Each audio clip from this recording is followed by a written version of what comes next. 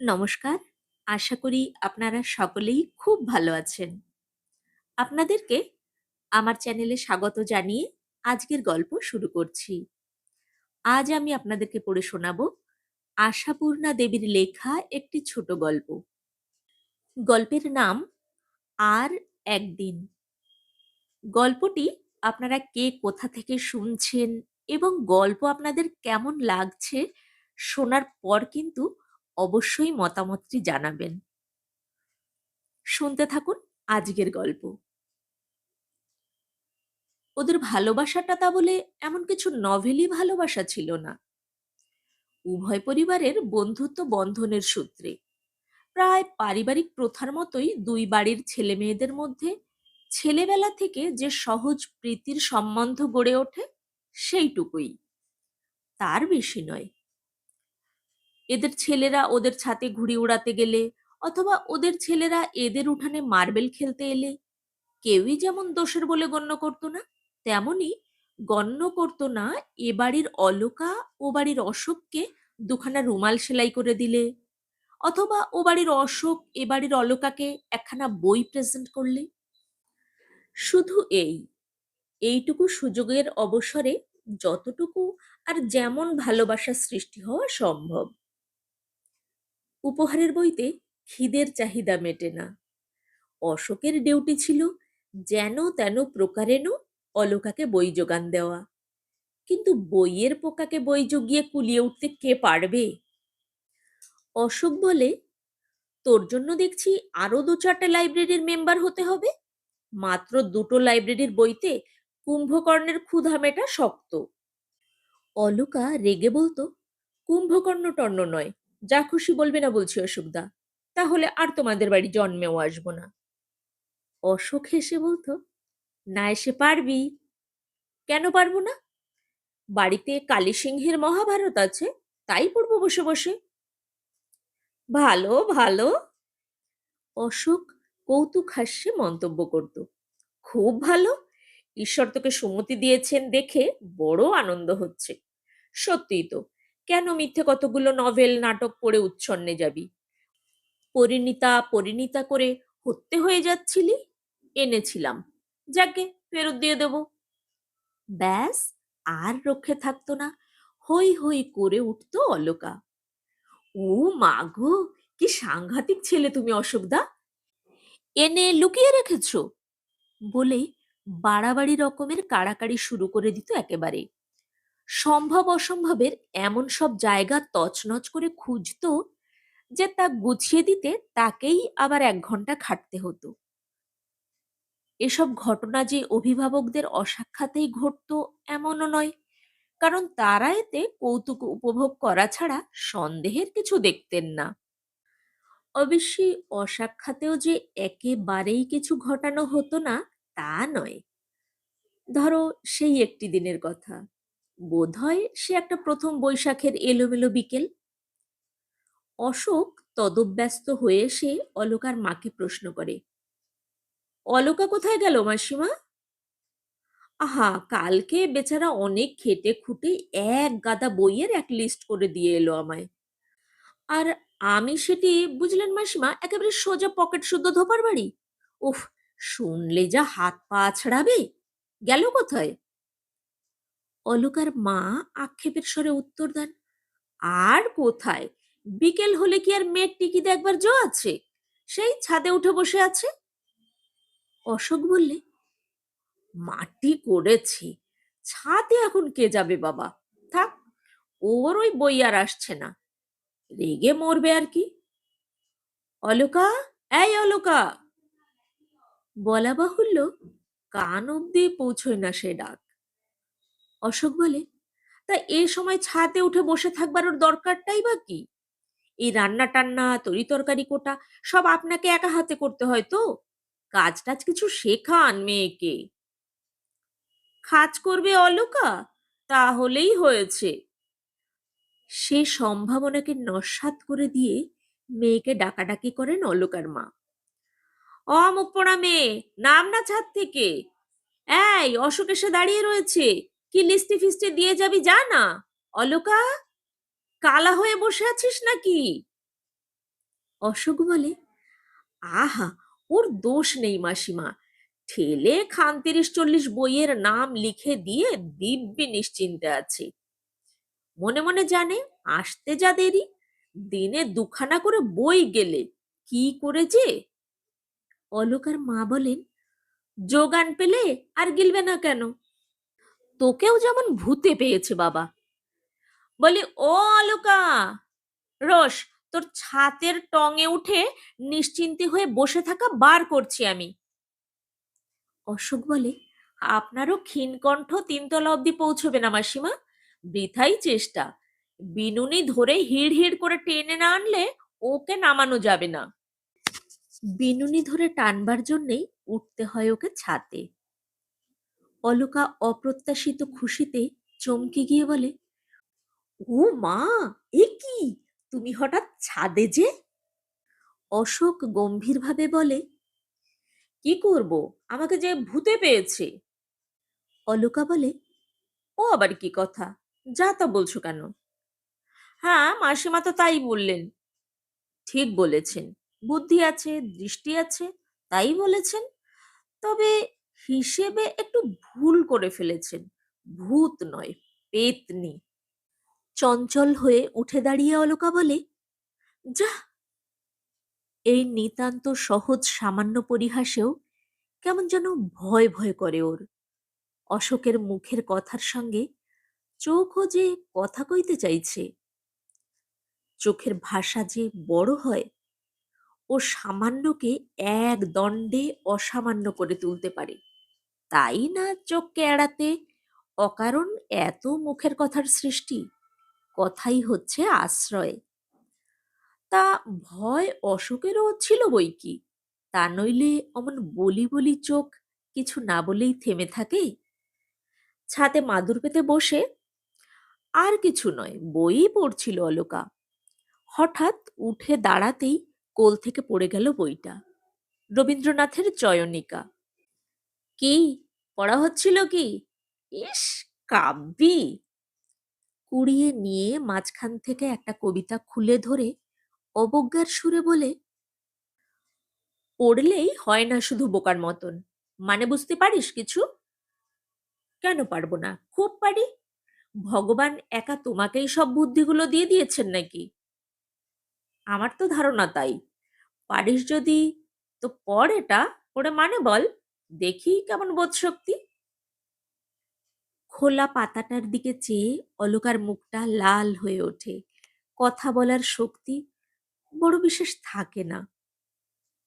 কই, কি হলো, পড়তে পারলি না? সত্যি কি পণ্ডিত, পড়তেই পারে না আর মানে বোঝার গুমর। দিনে দুখানা বই শেষ করার রহস্য এবার বুঝেছি। শুধু চোখ বোলাস, এই তো। শুনবি তবে, শোন, মানে বুঝিয়ে দিচ্ছি। কবি বলেছেন, তোমারেই যেন ভালোবাসিয়াছি শত রূপে শতবার, যুগে যুগে অনিবার, চিরকাল ধরে। শেষ পর্যন্ত মানে বোঝবার জন্য দাঁড়িয়ে শোনার সাহস অলোকার অন্তত ছিল না। বেচারা 14 বছরের অলোকা ছুটতে পালিয়ে গেল নিচে। না, 14 বছরের নায়িকা শুনে হাসবার কিছু নেই। ঘটনাটা এ যুগের নয়, সেই যুগের। তখনও 13 বছরের ললিতা সগৌরবে আঁচলে চাবির গোছা বেঁধে পাঠকের চিত্ত জয় করে বেড়াচ্ছে। অবশ্যই এমন সুযোগ সুবিধা বড় বেশি পাওয়া যেত না। এ জীবনে দুজনের মিলন না হলে জীবন মিথ্যে হয়ে যাবে, এমন আজগুবি কথা দুজনের একজনও ভাবেনি কোনোদিন। দুজনে দুজনের বিরহে সারা জীবন ব্যর্থ দীর্ঘ নিঃশ্বাস ফেলেছে, এমন ডাহা মিছে কথা গল্প লেখকেরও লিখতে বাধবে। আসল ঘটনা এই, তারপর থেকে ওদের আর দেখাই হয়নি। সংসারের জটিল ঘটনাচক্রে বিচ্ছিন্ন হয়ে যাওয়া একটি 14 বছরের মেয়ে আর একটি 18 বছরের ছেলে নিজেদের চেষ্টায় আর কখনো মুখোমুখি হতে পারেনি। দুটো বাড়ির একই বাড়িওয়ালা। বাড়ি দুখানাকে ইমপ্রুভমেন্ট ট্রাস্টের কবলে ফেলে দিয়েছিল মোটা টাকা মূল্য ধরে নিয়ে। দুই ভাড়াটে ছিটকে চলে গিয়েছিল শহরের সম্পূর্ণ দুই প্রান্তে। অশোকের খবর আর রাখি না, অলোকাকে জানি। ওর বাবা উঠে এসেছিলেন খিদিরপুরের ডকের কাছাকাছি একটা ছোট্ট বাড়িতে। সেখানে এসে কপাল খুলে গেল ভদ্রলোকের। জলের দরে নাকি কিনে ফেললেন এক জলে ডোবা জাহাজ। শেষ পর্যন্ত জলেই জল বাঁধল। বাড়ি করলেন, গাড়ি করলেন, মেয়ের ঘটা করে বিয়ে দিলেন। বিয়ের রাত্রে ওরা এলো দমদম থেকে নেমন্তন্ন খেতে। শুধু অশোকের আশা হলো না, তার তখন নাকি সামনেই বিয়ে এক্সামিন। নেমন্তন্ন খাওয়ার মতন বাজে কাজে সময় নষ্ট করবার সময় কোথায়? 24 ঘন্টাই তো পড়ছে ঘরে খেল দিয়ে। বিয়ের দিন নিশ্চয়ই অশোকদার সঙ্গে দেখা হবে, এমনই একটি সহজ আশার আলোয় মনের আকাশ উজ্জ্বল হয়েছিল অলোকার বিয়ের দিন পর্যন্ত। অশোকদার সঙ্গে দেখা হলো না। এই নৈরাশ্যের মেঘ নিয়ে দাম্পত্য জীবনের শুরু। সুন্দর স্বভাব স্বামী, স্নেহে প্রেমে ক্ষমতায় মহান, হাসি খুশি চঞ্চল, সদ্যোন্মেষিত কিশোরী হৃদয় দ্বিধাগ্রস্ত হবার অবকাশই পেল না। সুখে সৌভাগ্যে আলোকিত হয়ে উঠল সেই জীবন। শুধু নীল আকাশের কোণে একখণ্ড হালকা মেঘের মতন লেগে রইল ওই নৈরাশ্যের মেঘটুকু। বছরের পর বছর কাটে, কৈশোর ভরে ওঠে যৌবনের উজ্জ্বলতায়, যৌবন শান্ত হয়ে আসে অনিবার্য পরিণতির গাম্ভীর্যে। আজকের 40 বছরের বিজ্ঞ অলোকার মধ্যে 14 বছরের সেই বুদ্ধিহীন মেয়েটাকে আবিষ্কার করতে যাওয়া পাগলামি। ওর নামটা যে অলোকা, এ কথাও আজ সহজে মনে পড়ে না। ওর নিজেরও নয়, নামের দরকারই বা কবে পড়েছে। তবু রয়ে গেছে একটা হাস্যকর পাগলামি, দীর্ঘকালের অর্থহীন অভ্যাস, সময়ে অসময়ে অকারণে একবার মনে করা। আর কখনো দেখা হলো না। কিন্তু এও এক অদ্ভুত, ভাবলে কি যে আশ্চর্য লাগে অলোকার। এই সুদীর্ঘ কালের মধ্যে দৈবাৎ কখনো কোনো দিনও কি দেখা হয়ে যেতে নেই? ভাষা জগতে তাহলে অপ্রত্যাশিত, আকস্মিক, সহসা এসব শব্দগুলো আছে কেন? সহসা দেখা হয়েও কি যায় না কারোর সঙ্গে? বহুদিনের অদেখা, পরিচিত, স্বল্প পরিচিত, বাঞ্ছিত, অবাঞ্ছিত কত লোকের সঙ্গেই তো দেখা হয়ে যায় যখন তখন। পথে ঘাটে, ট্রামে, বাসে, সিনেমায়, বারোয়ারি তলায়, দোকানে, স্টেশনে, দেশে বিদেশে। শুধু সেই লোকটাই এত দুর্লভ, কোথাও তার ছায়া মাত্র চোখে পড়ল না এই 26টা বছরের মধ্যে। আর সব থেকে আরো অদ্ভুত যে এই শহরে বাস করে আসছে দুজনে। হয়তো ঠিকানা জোগাড় করাও খুব শক্ত নয়। ঠিকানা জোগাড় করে যে কোনো দিন আচমকা গিয়ে পড়া যায় অশোকের বাড়ি। বলা যায়, কি গো অশোকদা, একেবারেই যে ভুলে গেলে। ক্ষতি কি? সত্যি, ক্ষতি কি? গেলেই হয়। অশোকের বউ তোমাকে ধরে মারবে না নিশ্চয়ই। এই অভিমতটা অলোকার স্বামী দেবেশের। অলোকার অশোক ঘটিত হৃদয় দৌর্বল্যের খবর তার অজানা নয়। কম বয়সে একদা অতি বিশ্বস্ততার ছেলে মানুষের মোহে স্বামীর কাছে গল্প করেছিল অলোকা প্রথম প্রেমের রঙিন কাহিনী। আক্ষেপ করেছিল, আশ্চর্যি, আর কখনো দেখা হলো না। এখনো মাঝে মাঝে কথা উঠলেই বলে, যাই বলো বাবু, আর একবার দেখা হওয়ার ইচ্ছে আমার এখনো খুব আছে। তা কথাটা ওঠেই যখন তখন। কৌতুকপ্রিয় দেবেশ ইচ্ছে করে ওঠায় অলোকাকে রাগাতে। অশোকদা নামটা দেবেশের কাছে যেন প্রচলিত প্রবাদ, বরাবর চলে আসছে। কখনো জালনায় কি বারান্দায় একটু বেশিক্ষণ যদি দাঁড়িয়ে থাকতে দেখলো অলোকাকে, অমনি বলবে, কি গো, রাস্তায় অশোকদা নাকি? বাতায়ন পানে দুয়াক্ষি তুলিয়া। অলোকা রাগ দেখিয়ে উত্তর দেয়, হ্যাঁ তাই তো, রোজ এই সময় এসে এসে ঠায় রোদ্দুরে ফুটপাতে দাঁড়িয়ে থাকে যে, তাই বিগলিত করুণায় একবার দর্শন দিই। পথে ঘাটে, বাসে ট্রামে, যেখানে সেখানে অলোকাকে খেপানো এক মজা দেবেশের। কথায়ও বেশি এঁটে উঠতে পারে না অলোকাকে, তবু বলতে ছাড়ে না। ওদের এই স্বাচ্ছন্দ্য দাম্পত্য জীবনের মধ্যে অশোকেরও একটা স্থান আছে। বিশিষ্টও নয়, অপরিহার্যও নয়, তবু আছে। ভাতের সঙ্গে থালার আগায় নুনের মতন, পানের সঙ্গে ডিবের কানায় চুনের মতন। আছে শুধু আলাপ আলোচনার স্বাদে আর একটু আস্বাদ দিতে। যতটুকু প্রয়োজন তার বেশি খানিকটা ব্যবহার করে ফেলবার মতন স্পষ্টভাবে নেই। হয়তো ট্রামে চেপে যাচ্ছে অলোকা আলিপুরে ননদের বাড়িতে বেড়াতে, হয়তো ওদিক থেকে গাড়ির ভিড় একটু পাতলা হয়ে গেছে। দেবেশ হঠাৎ নিম্ন স্বরে বলে বসে, দেখো দেখো, ওপাশের ওই ভদ্রলোকটি তোমার অশোকদা নয় তো? সেই থেকে দেখছি হাঁ করে তাকিয়ে আছে তোমার দিকে। অলোকা চমকে তাকায়, বুকের মধ্যে ছলাৎ করে ওঠে একটা আশার ঢেউ। তারপর মুখ ফিরিয়ে নিয়ে ভুরু কুঁচকে বলে, কথাবার্তায় একটু সভ্য হতে শেখো দেখি। বেশ, মজা মন্দ নয়। আমি হলাম অসভ্য, আর ওই ব্যক্তিটি যে সেই স্তক তোমার মুখ থেকে চোখ সরাতে পারছে না, তার কি? আমি ভাবলাম হয়তোবা তোমার সে, তা নইলে কেন অমন করে চেয়ে থাকবে? অলোকা হাসি চাপা মুখ গম্ভীর করে বলে, আমি পথে বেরোলে হাঁ করে চেয়ে থাকা ছাড়া উপায় থাকে না যে লোকের। সভ্যতা বজায় রাখে কি করে? তা বলে আমার সে অমন নয়। এতদিনে যে সে কি হয়ে উঠেছে জানো তুমি?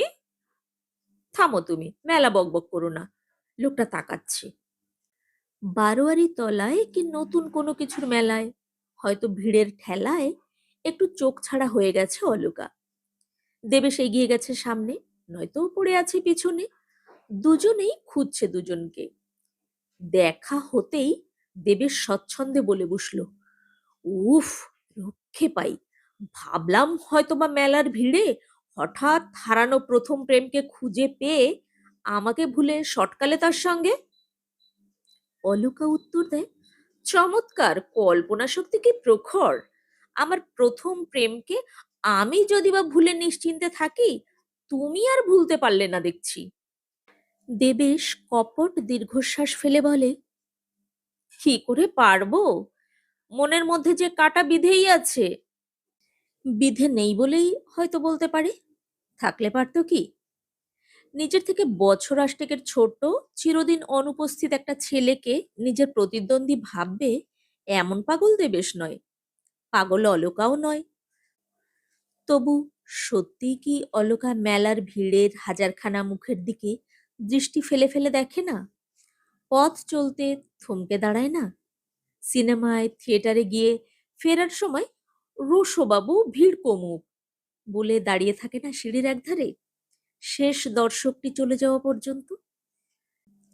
দেবেশ অনুযোগ করলে বলে, হোক গে, 2-4 মিনিটে কি রাজ্য বয়ে যাবে, ঠেলাঠেলি দেখতে পারিনে।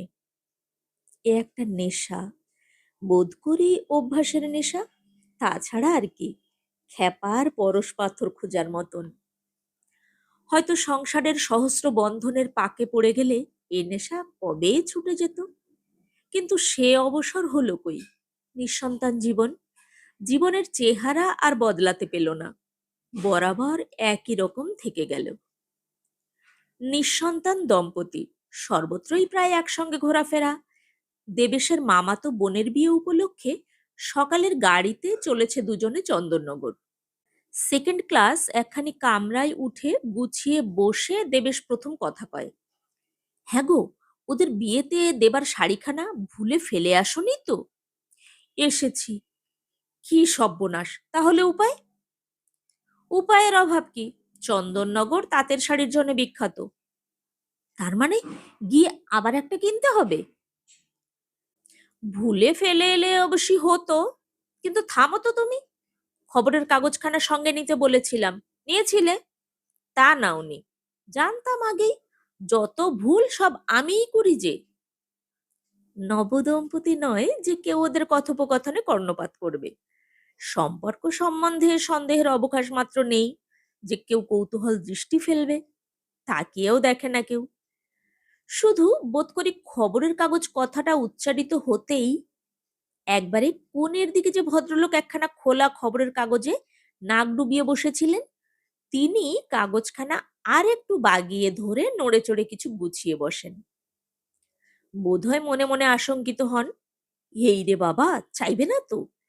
মুখটা স্পষ্ট দেখা যাচ্ছে না, তাই মুখের ভাব বোঝা যায় না। কাগজের ওপর জেগে আছে শুধু ভুরুর ওপর থেকে তেল চকচকে টাকওয়ালা মাথাটি। কর্তা গিন্নিতে নিচু গলায় সাবধানে কথা চলে। লোকটাকে না যেন কোথায় দেখেছি দেখেছি। লোকটার আর কতটুকু দেখতে পাচ্ছ? মুখচন্দ্র তো কাগজের আড়ালে। তাহলেও হাত পা কপাল ভুরু সবটা মিলিয়ে কেমন যেন চেনা চেনা লাগছে। দেখো, আবার তোমার অসুখ দেখি না। চিরাচরিত ধরনে মিটিমিটি হাসে দেবেশ। অলকাও নিচু গলায় হেসে ওঠে। সত্যি, যা বলেছ, ওই টেকো বুড়োটা নইলে আর অসুখ কে হবে? দেখতে তো আর পারলাম না কখনো। কপাল আমার! কি ফাইন চুল তার, জানো, রেশমও হার মানে। প্রেমে পড়েছিলাম কি আর অমনি? আহা, সেই কৃষ্ণকুঞ্চিত কেশদাম এখনো টিকে থাকবে তার মানে কি? না, একেবারে গড়ের মাঠ হয়ে যাবে। তুমি হিংসের জ্বালায় তাই চাও আর কি। একটু চুপচাপ। ছটফটে দেবেশ আবার কথা কয়ে ওঠে। আচ্ছা, কাগজখানা চেয়ে দেখবো একবার। কিছুক্ষণ নিস্তব্ধতার পর আচমকা এ কথায় চমকে ওঠে অলকা। কে জানে এতটাই বা চমকায় কেন? প্রায় বিরক্ত ভাবে বলে, কেন, কি এত রাজকার্য করেছে কাগজে? আহা, বুঝছো না, কাগজ সরালে মুখটা পরিষ্কার দেখা যেত। আসল কথা, চুপ করে থাকতে পারে না একদণ্ডও দেবেশ।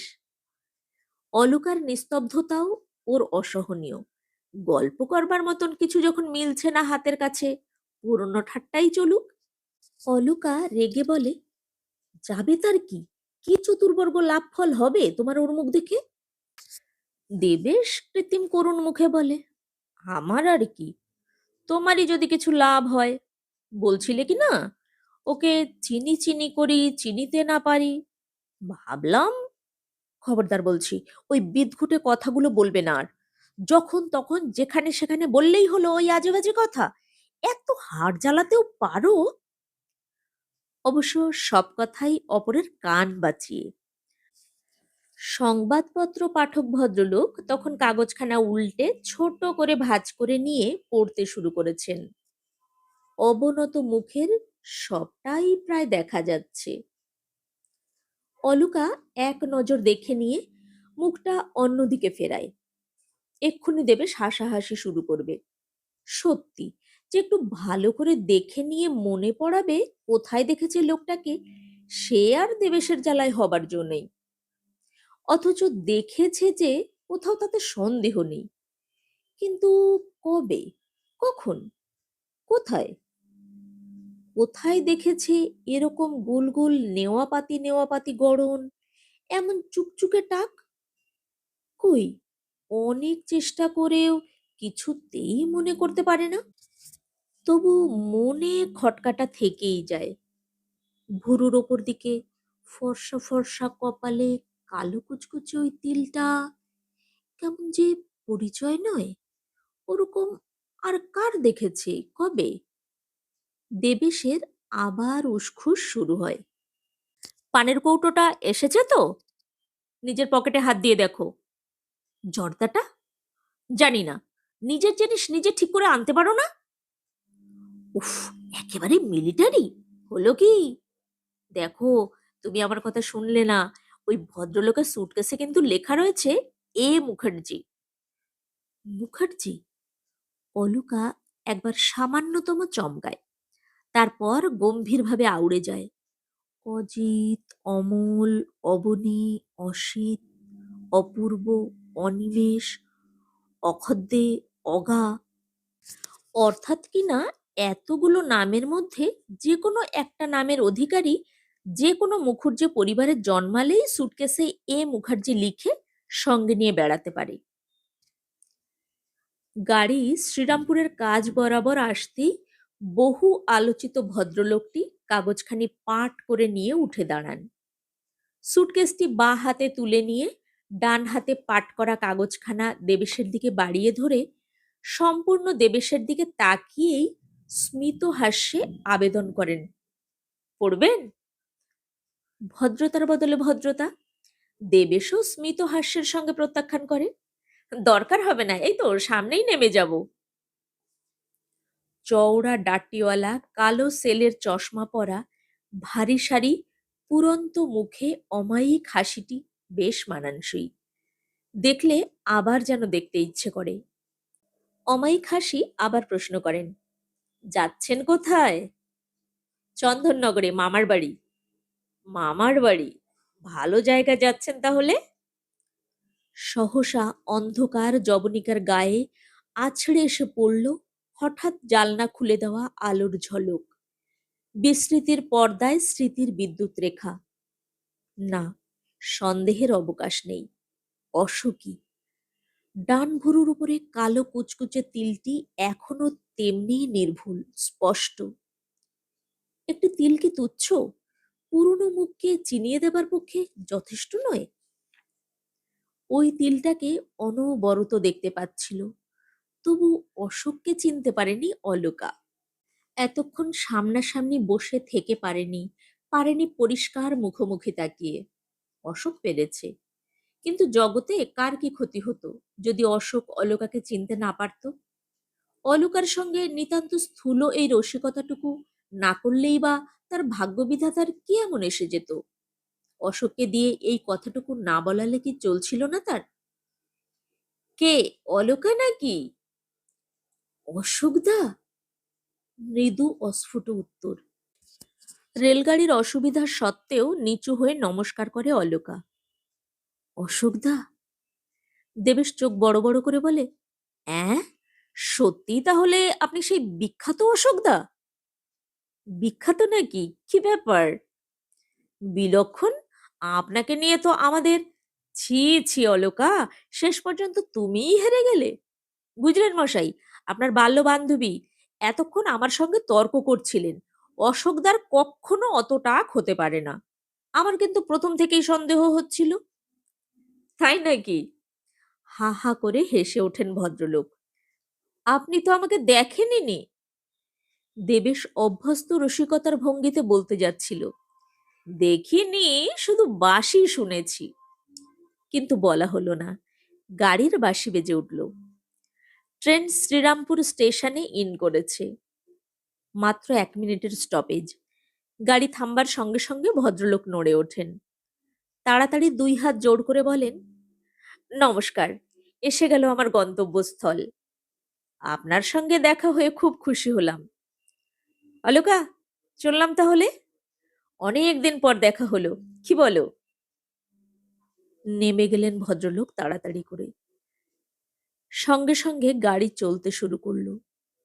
আর সেই চলার সঙ্গে সঙ্গেই মুহূর্তে স্তব্ধ হয়ে গেল একটি মধুর বেদনাময় সঙ্গীত। থেমে গেল একটি সুর। অভিনয়ের পিছনে আবহ সঙ্গীতের মতন অলকার জীবনের নেপথ্যে ঝঙ্কৃত যে অনাহত মৃদু সুরটি তার সমগ্র জীবনকে গেঁথে রেখেছিল একটি সুষমার ছন্দে, চিরদিনের মতন থেমে গেল সেই সুর, ভেঙে গেল সেই ছন্দ। না, সে সুর আর বাজবে না, সে ছন্দ আর ফিরে আসবে না। আর একবার দেখা হলো না, এই বলে নিঃশ্বাস ফেলবার মধুর সুখটুকু গেল ফুরিয়ে। হয়তো আর একদিন দেখা হবে, এই আবেশময় আশাটুকুর হলো সমাধি। হায়, কি প্রয়োজন ছিল আর একবার দেখা হবার? কি ক্ষতি ছিল আর একদিন দেখা না হলে? তবু মনের ভিতরটা কেউ কারুর দেখতে পায় না, এই রক্ষা। বিধাতা পুরুষের সমস্ত নিষ্ঠুরতা, সমস্ত অসৌজন্য ক্ষমা করে আসছে মানুষ, বোধ করি শুধু এই এক অপরিসীম কৃতজ্ঞতায়।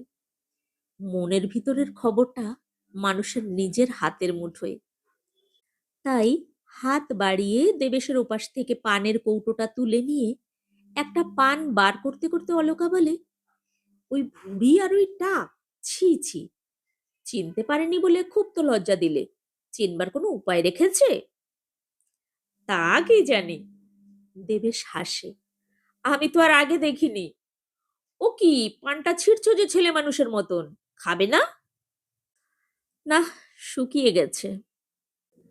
তা গেছে বই কি, নেহাতি শুকিয়ে গেছে। নইলে তুচ্ছ একটু কাজের ক্ষতি করে কিছুক্ষণের জন্যও কি সহযাত্রী হওয়া যেত না? যাওয়া যেত না অলোকার গন্তব্যস্থল পর্যন্ত? জরুরি কাজ, কাজ কত জরুরি হওয়া সম্ভব? এতক্ষণ আপনারা শুনছিলেন আশাপূর্ণা দেবীর লেখা ছোট গল্প আর একদিন। গল্পটি শোনার পর আপনাদের কেমন লাগলো মতামতটি শেয়ার করবেন প্লিজ।